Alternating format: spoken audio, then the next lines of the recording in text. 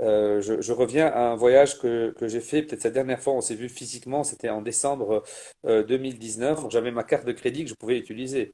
Simplement pour information, aujourd'hui, pour info, c'est non seulement un contrôle de capitaux, mais on n'a même plus accès à nos rentes, à ce qu'on a travaillé, à nos comptes en banque, etc. Mais le problème, c'est que c'est assez bloqué sur plusieurs fronts. Vous voyez, le premier, et ce que les gens ne comprennent pas, le Fonds monétaire international, c'est pas une association de bienfaisance, c'est pas quelqu'un qui aide, hein, c'est pas quelqu'un qui vient pour dire, parce que souvent, vous savez, on écoute des talk shows, oui, le Fonds monétaire ne nous a pas aidés. Ça me fait sourire, ça, c'est comme quand je reçois des personnes qui me disent, oui, la banque nous a pas aidés. Je dis, attendez, la banque n'est pas là pour aider, la banque c'est une société commerciale comme une autre. Elle vous passera un parapluie quand il fait beau. Le Fonds monétaire international est une grande banque financée par des pays qui va venir dire, oui, très bien, vous voulez que je finance, très bien, vous me donnez un plan de restructuration à court, moyen terme, etc.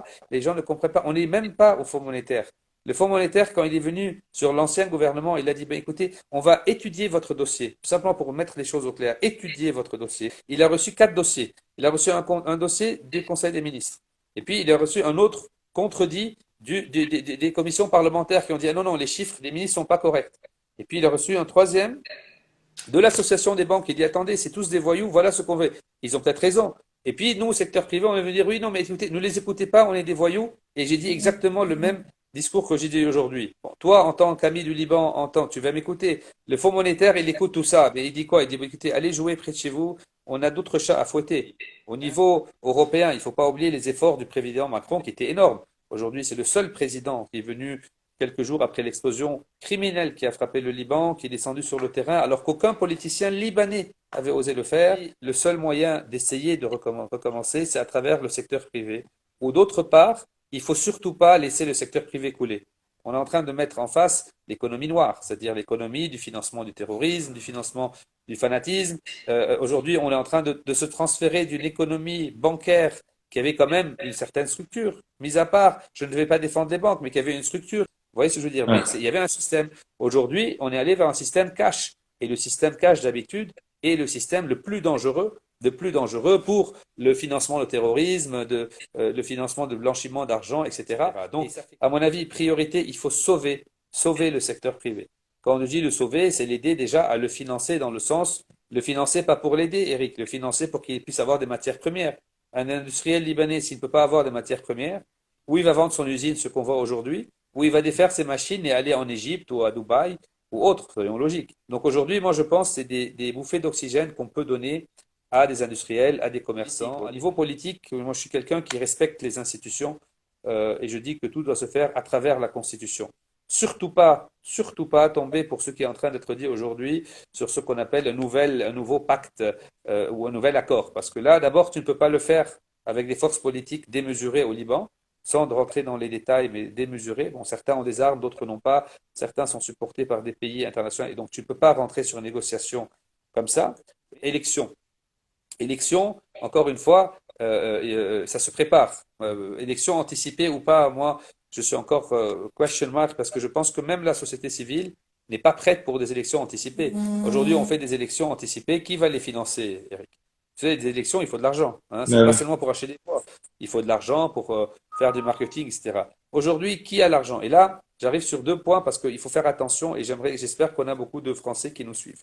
Aujourd'hui, les 2 cas qu'on est en train d'écouter, c'est élection anticipée et c'est privatisation. Et moi, personnellement, je suis un partisan de l'élection anticipée et de la privatisation. Mais par contre, si je la fais aujourd'hui, on va commencer par aujourd'hui, qui aujourd'hui va venir acheter dans un pays déficitaire? C'est sûrement pas les fonds internationaux, c'est sûrement pas les investisseurs locaux qui ne savent pas comment s'en sortir. Qui va venir acheter? Ce sont les mêmes qui sont au pouvoir, qui ont leur argent en dehors du pays, qui vont ramener une partie de leurs fonds. Écoutez-moi, une partie de leurs fonds qui vaut beaucoup plus cher parce que c'est de l'argent qu'on amène de dehors, donc il a une valeur plus grande, pour acheter ceux qu'ils ont eux-mêmes détruits à 3 fois rien.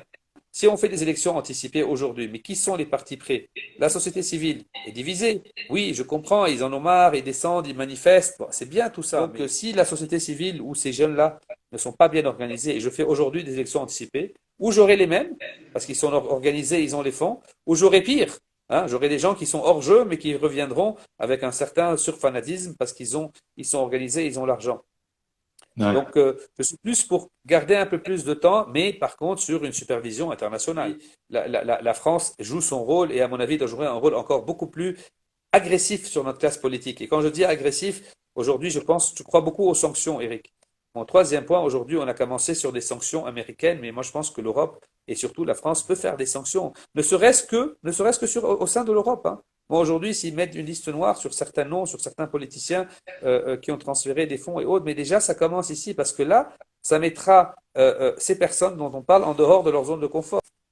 Interdire de voyage en Europe X ou Y, Z pour blanchiment ou corruption. Oh, déjà ça fait une grande pression et ça les pousse à une négociation. Je pense que nos amis entrepreneurs français et surtout l'association que tu diriges avec brio peut nous aider sur deux critères. Le premier, je suppose, c'est sur le lobby politique. Et je crois beaucoup au lobby politique concernant les sanctions, le suivi du dossier et surtout d'aller dire très clairement qu'on a toute une population, qu'on a un secteur privé qui est pris en otage quand même, hein. Donc, quand même une population francophone, une population amie de la France. On dit Ben bien oui. amie de la France. On a longtemps dit une ancienne colonie française. Enfin, c'est beaucoup de choses qui nous relient. C'est historique. Donc, c'est ou bien on laisse, ou bien on frappe fort. Ça ne peut pas être moyen. Ça ne peut pas être, ben voilà, écoutez, réveillez-vous. Ça ne marchera pas. Quand même, la France a un rôle politique fort, très fort dans la région et à mon avis doit le continuer et le maintenir. Et ça a besoin d'un lobby de notre côté et du vôtre. Au niveau support, bon, écoutez,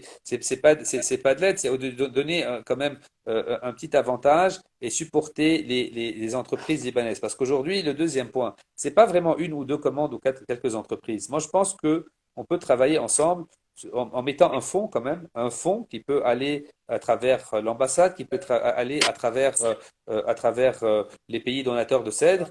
Nous, on a perdu 75% de la valeur de notre monnaie. Et on a beaucoup de PME qui sont 89% de notre marché, qui sortent du marché, hein, qui ne peuvent plus continuer. Oui, à tous les entrepreneurs que tu représentes, faire je dirais des synergies avec des entreprises libanaises qui sont achetées libanais, supportées, etc., peut aider.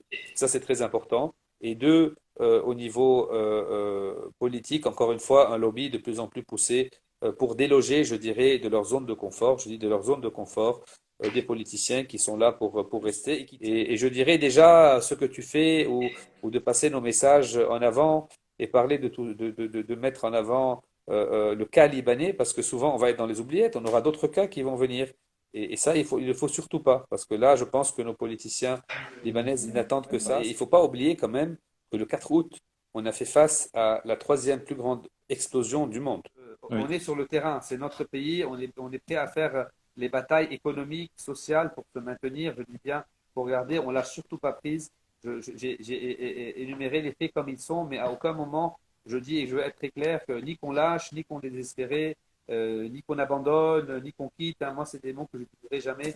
Tu me connais aussi bien pour te dire, non, on est au sein, et je dis bien, de cette bataille économique et sociale de survie qu'on va mener et qu'on va pas lâcher. Cette résilience libanaise, quand même, qui est connue depuis, je dirais, depuis nos ancêtres phéniciens et autres, on va pas la lâcher. On est un petit pays, encore une fois, et on peut pas s'en sortir seul. Je dis honnêtement, à aucun niveau on peut être là.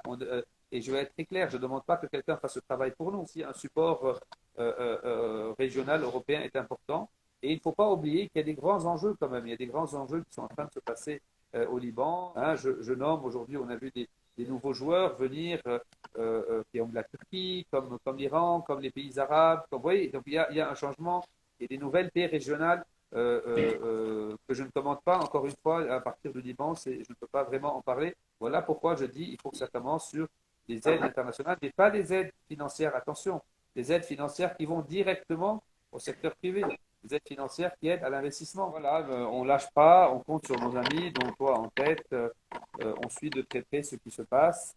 Mais voilà, écoute, merci beaucoup en tout cas d'avoir organisé cette rencontre.